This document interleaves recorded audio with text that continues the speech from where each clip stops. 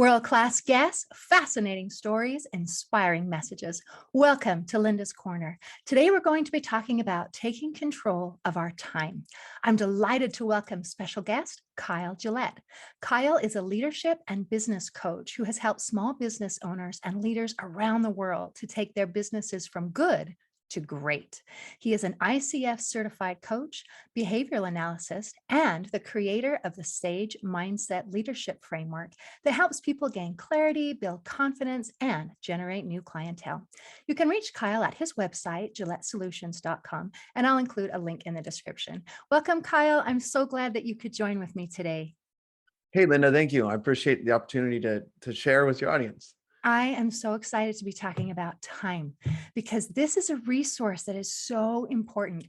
Everyone has 24 hours in the day, but gosh, it never seems like we have enough time. How many people or times have you heard people say, oh, I don't have enough time, I can't do this, and there just aren't enough hours in the day, and all kinds of things like that.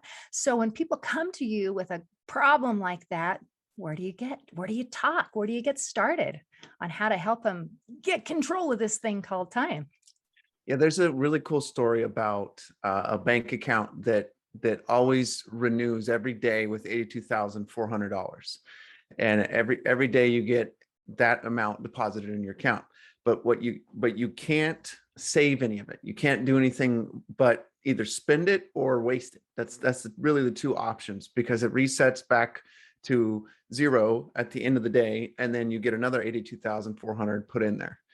And most people, what are you going to do with that? We're going to spend it and use it as best as you possibly can, right? Because you can't save it. It's not possible. Well, it turns out that there's 82,400 seconds in the day. And when you take the time to think about, just like you kind of said in the intro, a lot of people, we're doing too much. We're really busy. We have such a struggle with time, but there's nothing you can do about it. You can't control it. You can't get rid of it. You can't slow it down. You can't stop it.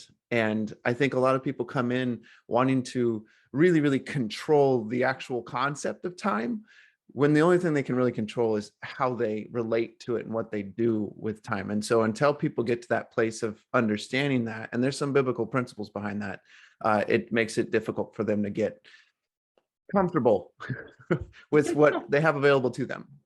When you say that thought out loud, doesn't it sound like we think we're in a science fiction movie where it's like, man, if I go talk to Kyle, he is going to show me how to open up this void key, and I am going to get an extra 7 hours out of my day. And then when they're surprised when they find out that that's not the way it works. Really? Wow. Okay. Well, let's talk about reality here a little bit. Yeah. I guess we all get 24 hours and we don't get any more, we don't get any less. One of the cool things about time is this beautiful resource, and you mention it in your story with the seconds in a day, is that everyone gets the same amount. Yep. This is not one of those situations where the rich get more and the poor get less. We all get exactly the same amount. So if we can't reach in and pull out an extra couple hours, and we have to just resign ourselves to that unfortunate truth. So how do we make the most of this? I'm assuming it's going to be about prioritizing and choosing. Sure. Let go. So Yeah, I would say worry and flow, and with that comes prioritizing. The first thing I want to talk about is flow. I don't know if people are familiar with the concept, but it's the idea that you're in this. Well, the science behind it is there's 4 different levels of competence. And there's the first level is unconscious incompetence, or uncompetence, however you want to put it. And it's the idea of you don't even know that you don't know how to drive. Like my 9-year-old doesn't know that she doesn't know how to drive. As she gets older, she's going to have this conscious incompetence where she's going to be 14, 15 years old and notice that there's kids around her age that do know how to drive, but she knows that she's not competent at it, but she's aware. And then you become consciously competent at something. And that's where, when you first start to drive a vehicle, you know how to drive it, you're aware that you're driving it, and you're competent at it. But for you and I, we're unconsciously competent at driving, meaning we're able to drive. We don't even have to think about it, hence why a lot of people text and drive. They just drive and they're fully competent at it. Well, that's the idea of flow, where you're so able to do the thing, whatever it is, that you lose time. I mean, how many times have you been driving somewhere where all of a sudden you're from A to B and you went, what the heck happened in between? You don't know what happened with that arrow in between the A and the B, but you're to your destination. This is what happens when people get in that flow. Sometimes it's a feeling, sometimes it's just this intuitive place. I liken it to this place of being in flow with the Holy Spirit and understanding His guidance, His path, and being very clear on that path. And so that's the flow. And if we can get into that often in the workday, or at least a couple times, then that's a great thing. I had a So conversation. Go in ahead. this flow and in those 4 steps, do we want to stay in the consciously competent? Is that what you're suggesting, that we get into that place a couple times a day? We want to get to the unconscious competence, because then you're functioning so well that you're just doing it without having to think. It's the idea that you can, it's like a meta approach, you could say. So yes, I'll give you a story just to kind of explain it a little bit more. Yesterday I was coaching somebody, and he was talking about his need to be focused on certain days during the week in this window of time, and he needed to get into a flow, and he was really struggling with this 9 to 12 window. So we asked him a bunch of different conversations about, or different questions about it. And long story short, as I'm asking these questions, I'm just flowing with where he's going, but I was able to see the way that I was asking the questions. I didn't have to think about the question. I was thinking about the impact of the question. I was thinking about his response. I was thinking about how our interaction was occurring. So I didn't have to be conscious to the work I was doing. I was outside of that work, if that makes sense. You're so in the flow of it that you're able to look at it from the outside looking in while you're doing it, if that makes sense. Oh, so layers. That's Yes. where I assumed you wanted to go. And then when you gave the example of the texting while driving and going from A to B and not realizing how you got there, I thought, ooh, this sounds dangerous. Maybe he's saying something that we need to be more aware of what's going on.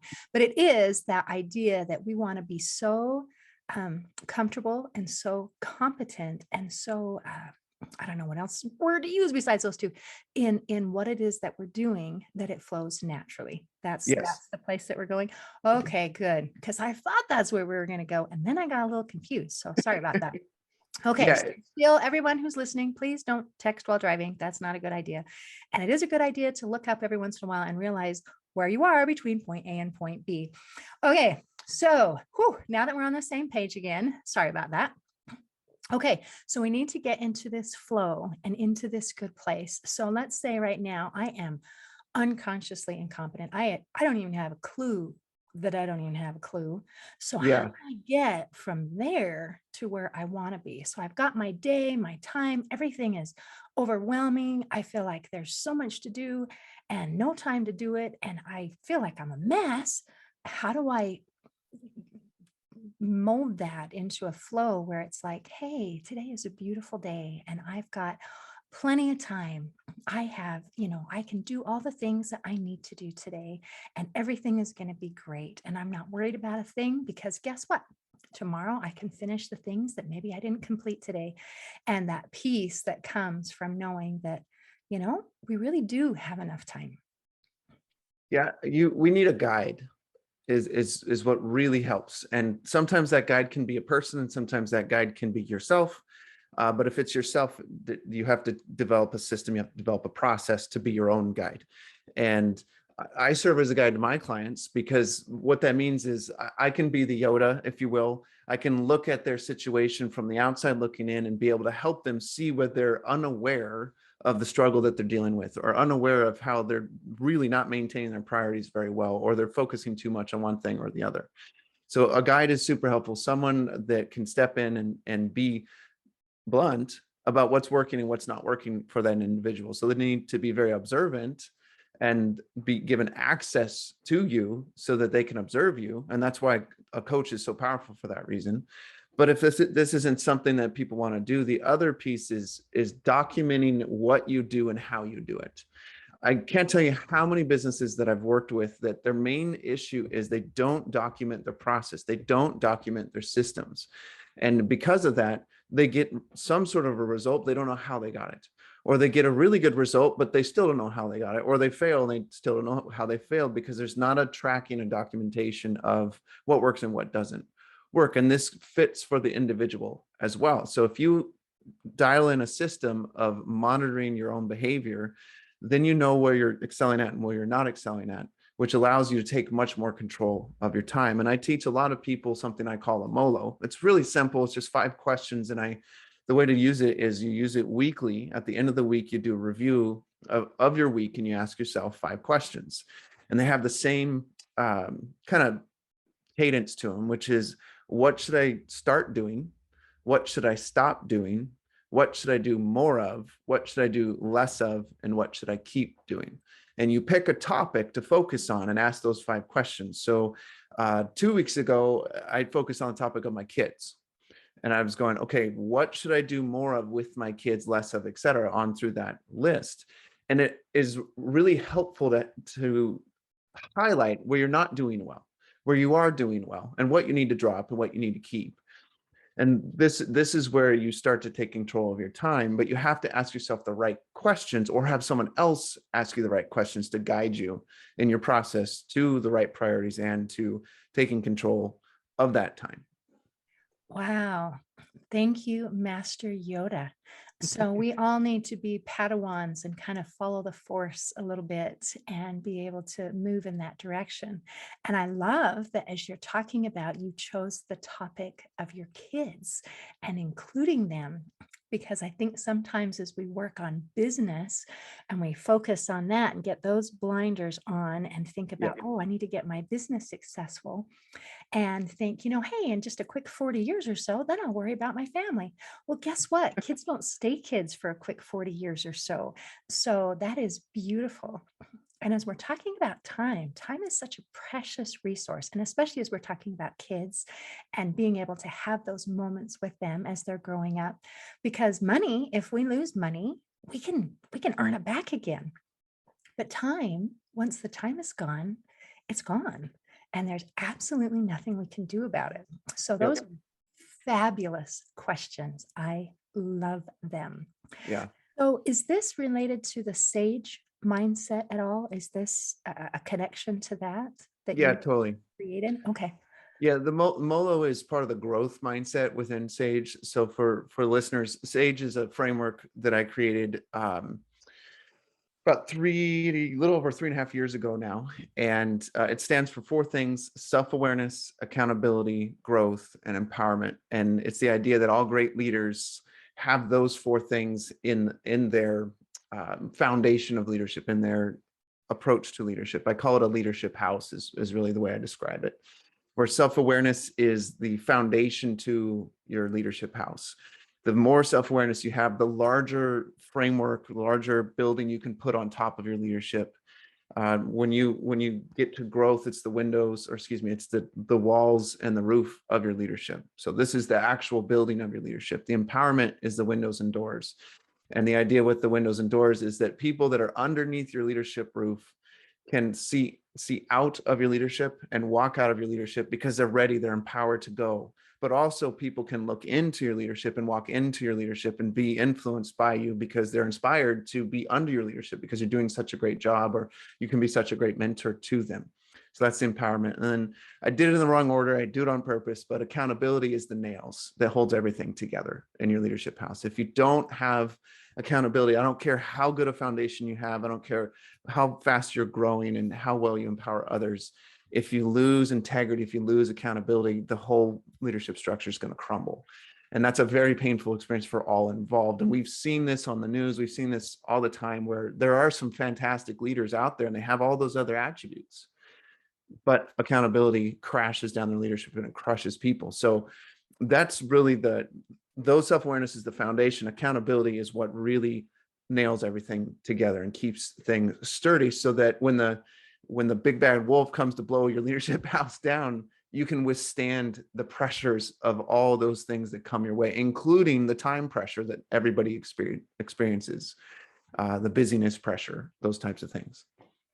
Wow. I love that. I love that you not only have it put together with that acronym, but also a visual to help tie it together. And how beautiful that accountability is the nails that hold it Yeah. together, because that is so appropriate. We struggle right now in our society with a lack of accountability. Instead, what people want to find is someone else to blame.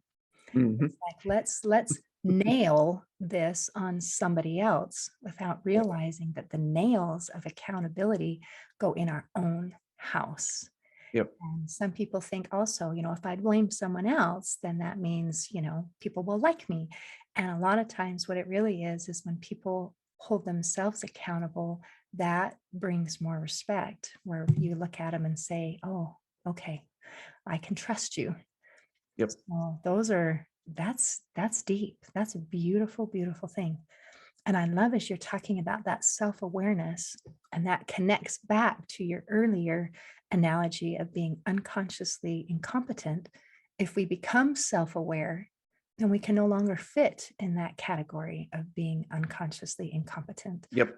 We have to become aware of our incompetence Yep. and accept those nails, and then replace them if we need to, and put that back together. So that's amazing. Thank you. Yeah, and a lot of the work that I'm doing with people when it comes to either the time management or the systems, it all boils down to really three things. It's mindsets, habits, and systems. If you shrink it all down and you really want to categorize it into some things, these are the areas that leaders and businesses struggle. What are the mindsets of the business, the culture, that type of stuff? What are the habits of the business and the people within it, the leader of it? And then what are their systems? This is the documentation of all that. When these three things are in sync and everybody is very aware of those three things, businesses succeed. And it is instant. I have several different stories I could share, but where this happens, the mindset shifts, the habits shift, system goes in place, and it generates hundreds of thousands of dollars. It's incredible what it can do. You just have to put the work in to get there. And that's what I call remodeling.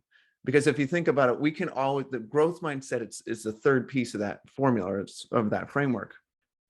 And there's people's homes that are lately, a lot of people have been remodeling their homes. You knock down a wall or take off a section of the roof and make your house larger. Those types of things are happening. The same thing happens in leadership. And there's these moments and these opportunities where we can blow the roof off of our leadership, and we remodel things, we adjust the walls, we move things around, because we're learning so much about ourselves and about others and empowering people and giving people opportunities and growing incredible ways. Therefore, our leadership house also grows. The number of people we influence also grows. The number of people that observe what's happening also grows. And it's amazing, but it's all tied to mindsets, habits, and systems. Without that, and you could go on with metaphors of electricity and all these other things that go into this leadership house, but that's ultimately, those are the three things that make all the difference in the world for businesses and the leaders of them. And when you talk about that change being instant, and you had some stories, and I wouldn't mind hearing one of those, but when you were first explaining that these are the three things, my mind was thinking, oh, mindset is kind of a hard thing to change. Sometimes people Yep. get set in their ways. So I would imagine that the results would be instant once you have those Right. three things in alignment.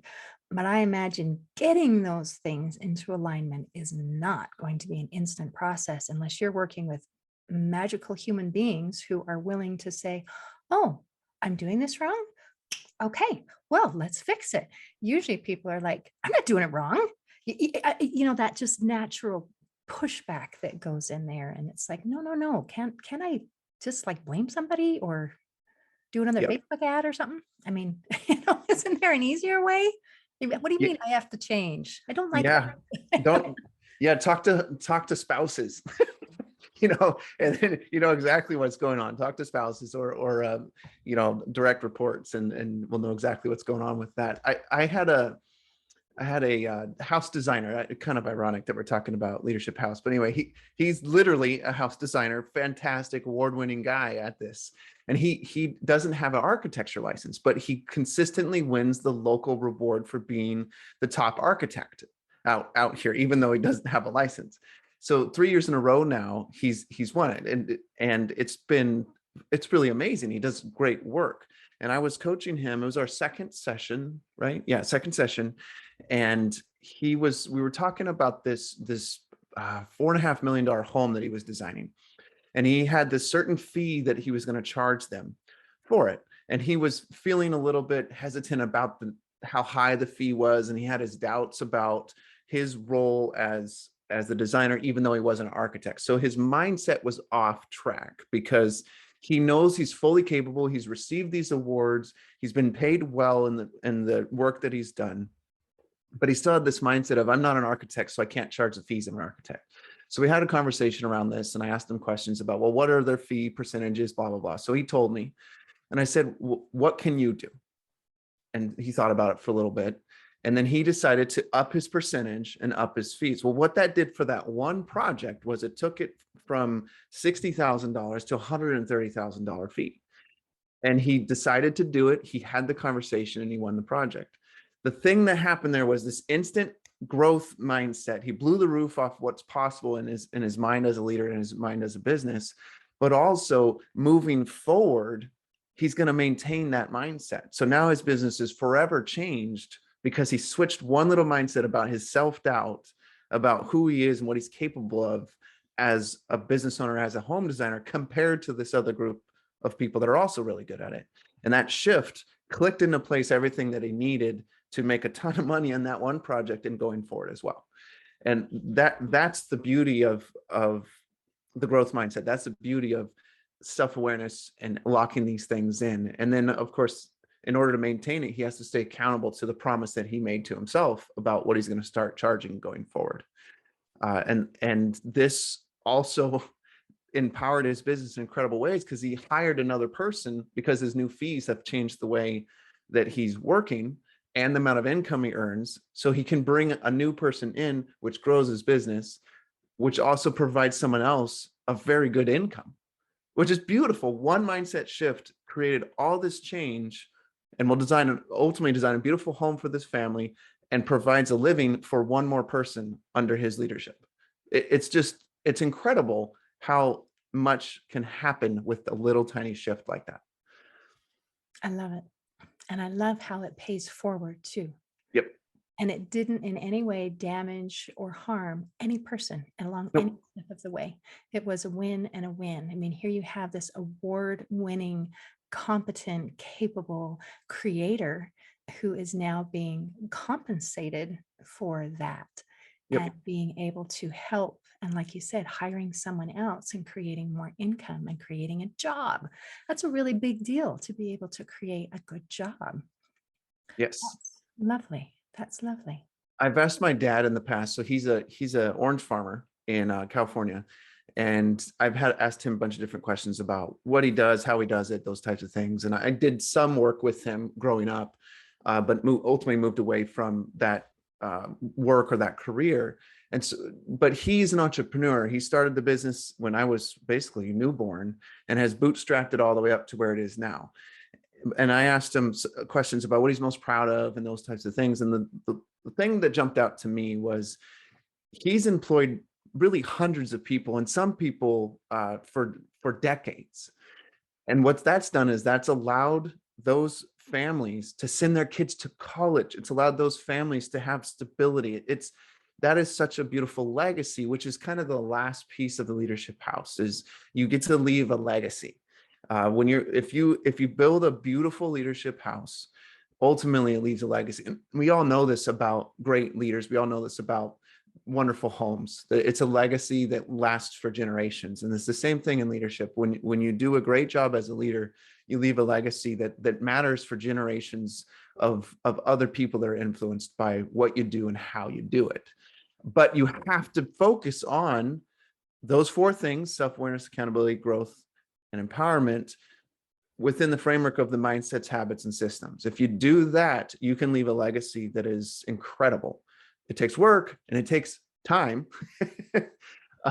But when you do it, when you focus in those ways, you're basically guaranteed to leave a legacy that matters. And that, for me, that's the heart, that's the mission behind everything that I'm doing with my clients. That is beautiful, Master Yoda. Thank you. So as we're talking, I love that you brought it back to time because that's where we started. And we're talking in the middle about the how to and the how to structure it and how to put that. But I think bringing back the element and that aspect of time is very important to remember. Oh yeah, that's what we've been talking about with all these things is this is how to structure the time. This is how to make us be productive rather than just busy. I think a lot of times Yeah. people feel satisfied with busyness, or it gives maybe even a feeling of self-importance. That if I'm busy from morning till night, then that means that I am an important person. Yep. And our busyness can be not productive at all. And I think when you really get it right, there should be time to do the things that are important to you and that matter and that make you happy. And then it creates a good person house as well as your business house. Yeah. So, oh, please, what was the next thing? Well, you said busy, and I love how busyness and business is one letter different. And if you take the why out of busyness and you figure out what your why is, then it becomes business. And I know that's a little corny, but figure out what your why is. What's your mission? What's your purpose? And the busyness will fade significantly. But we have to remove that why and look at it and go, why am I doing this? What is the purpose behind my business, behind my leadership? What is the legacy I want to leave? Otherwise, we will remain busy, and it will be busyness instead of business, and it won't matter too much. If we're just busy 40 hours a week or 80 hours, whatever people claim they work, what are we doing? What is it ultimately doing besides creating stress, worry, frustration, and irritating everybody else that you're around because you're too busy to do real business? Business is amazing. I mean, if you think about what business has done for this world, I mean, there's inventors that have created all these things, but business has allowed people to fly. Business has allowed computers to exist. Business, et cetera, has done so many amazing things. And if those people were so busy instead of doing business, we wouldn't be where we are. And business is such a beautiful and honorable thing when it's used the right way and not busy way. And what a huge distinction that is. And how marvelous to remember about the shoulders that we're standing on and those examples of people who have done business and made the world a better place. And I think that that is magical. And the making the world a better place, I used to think that that meant you had to influence every single person on the planet for that to count. But I am changing my mind that changing the world can also mean changing my world, changing the world of one person or a small group. That does change things. And then a ripple effect can come out. Even like the example you gave of the architect who isn't an architect, but he is an architect, that creating a new job for someone, that just changed Right. the world for that person. Correct. And like you said, that makes it so that you can, and like your dad, send people to college and you can do things. So all of these things, our efforts can change the world, but they're in smaller steps Right. than, starting a world war, which does change the world, but not in a good way. Well, yeah, and you first have to change your world before you can really change anybody else's world, which is again that mindset, habits, and systems thing, and fundamentally self-awareness. But I want to jump back and share a quick story with you about making a difference for the one, making a difference for the one situation, the one person. You may know the story, or maybe you don't, but there's a story of this old man that's has a house on the beach, and he's sitting on his deck looking out at the ocean, and there's hardly anybody on the beach, but he notices this little boy on the beach. Every once in a while, the boy bends down, picks something up, and throws it in the ocean. Takes a few steps, bends down, picks it up, throws it in the ocean, and the old man's like, "What the heck is going on?" And he can't help himself, so he gets out of his comfortable chair, climbs off of the deck, goes down, walks down to the beach, and as he's getting closer, he keeps seeing this little boy pick up this thing and throw something into the ocean. And he finally gets close enough to notice that it's actually starfish that the boy is picking up. And he walks up to him and says, "What are you doing?" And the boy tells him he's, trying to help these starfish. And he says, "That's not going to make any difference." And the boy's quiet for a little bit, walks a couple more steps, picks up another starfish, tosses it in the ocean. And he looks at the old man and he says, I made a difference for that one. And that I think is exactly how we need to think when it comes to leadership. That one little moment, that conversation, you take control of that conversation. And I don't mean of what's being said in it, but you take control of how you handle yourself in that conversation. And you can make a difference for that person, for that employee that you're leading, for that client that you're working with, that prospect. You can make a difference in that moment in incredible ways. But if we don't recognize that picking up a starfish and tossing it in the ocean, even though there's 1,000 of them on the beach, if we don't recognize that one actually is making a difference, it's going to be difficult for us to focus in when we're having that conversation, focus in when we're putting the work into something. And I believe that that's it's hard to do that. But when you stay present and alert to the people you're interacting with, it's a lot easier to make that difference, one interaction at a time. And doesn't that do beautiful things for even our interaction and our relationship? Because if we're talking and I feel like you value me, even though I'm an individual, I'm only one person. I'm not a million people. I'm not the whole world. I'm one person. But how that makes me feel when I feel valued, Yep. and as an employee or as just anyone that we're interacting with, I think that makes a huge difference. Yeah, it makes me think of energy or the butterfly effect, the idea that if Linda, you and I were walking past each other on the street and I scowled at you, that's going to affect your day. Or because you smile naturally while you talk and while you listen, which is a wonderful thing. People should learn from you, Linda, to do that.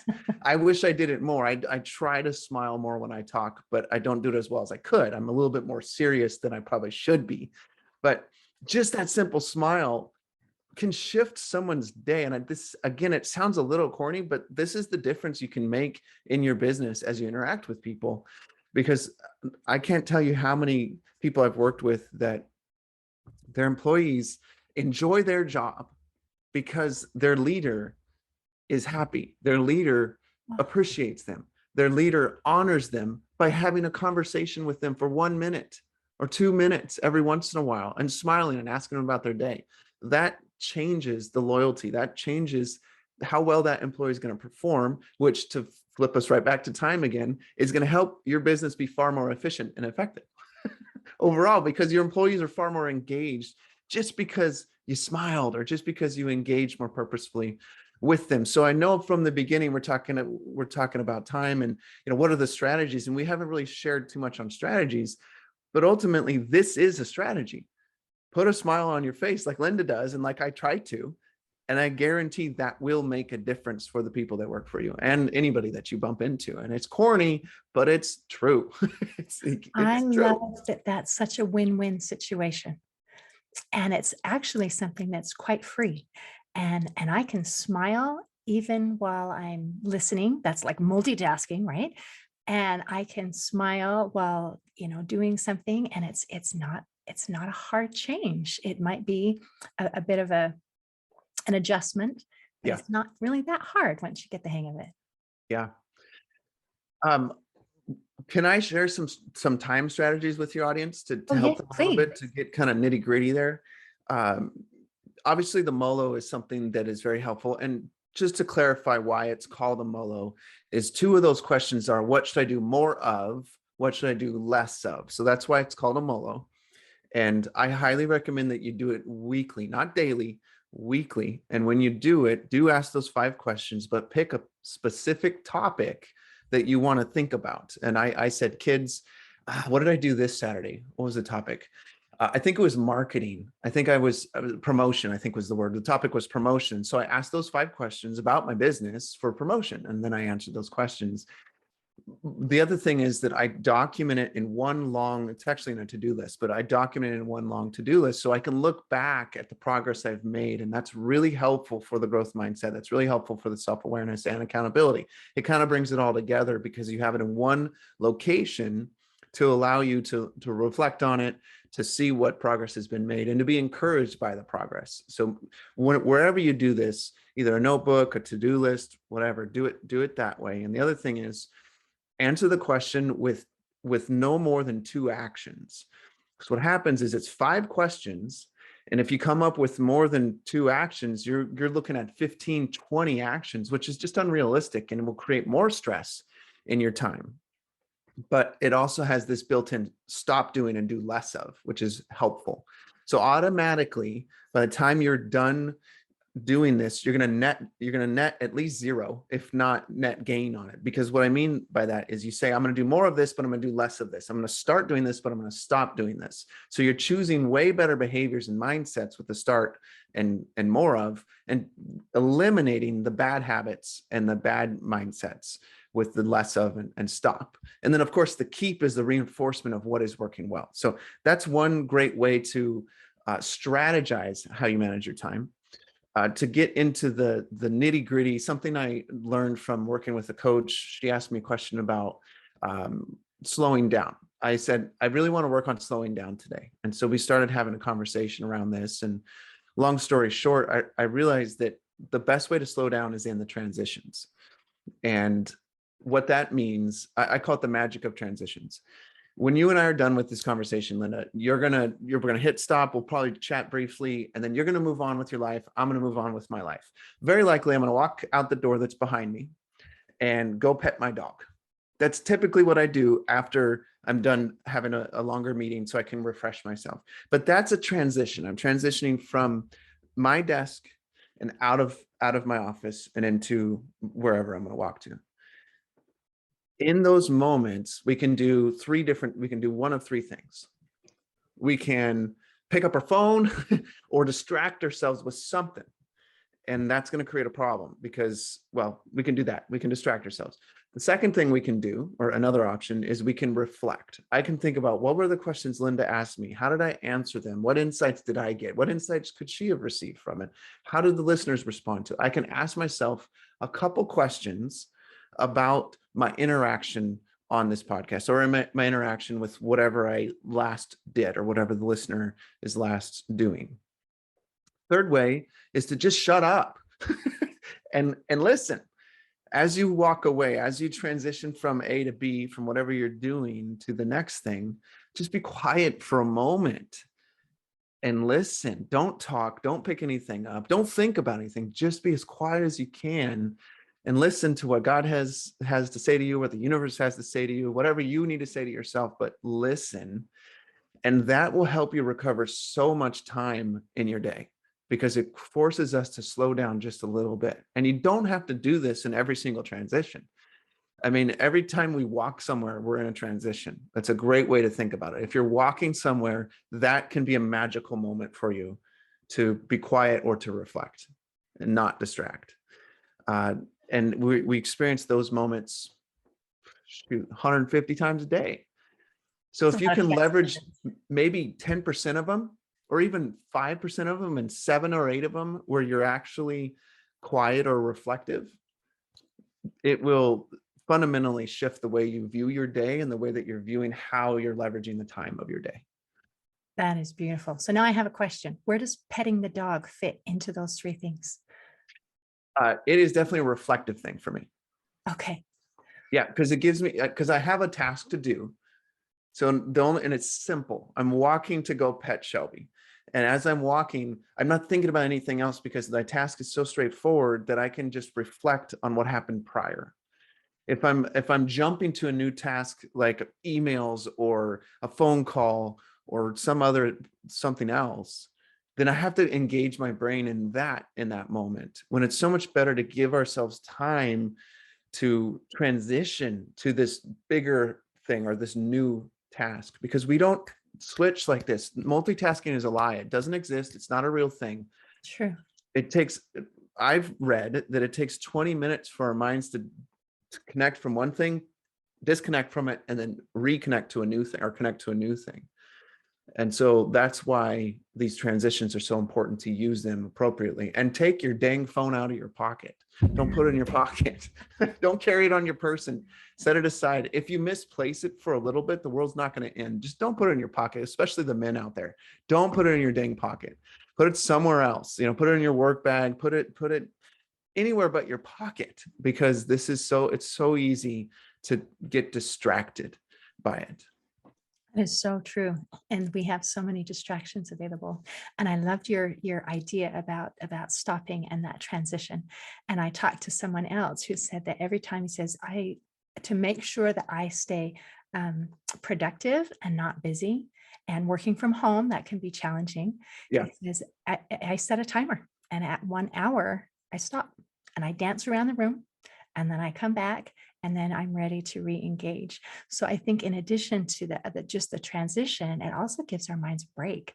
Very, very valuable advice. Master Yoda, you have been amazing today, and I appreciate your time. Yeah, you're welcome. In closing, I'd like to share a quote by Stephen R. Covey. He said, "The key is not in spending time, but investing it." Today, I invite you to invest your time in things that matter and that bring you joy. See you next time on Linda's Corner.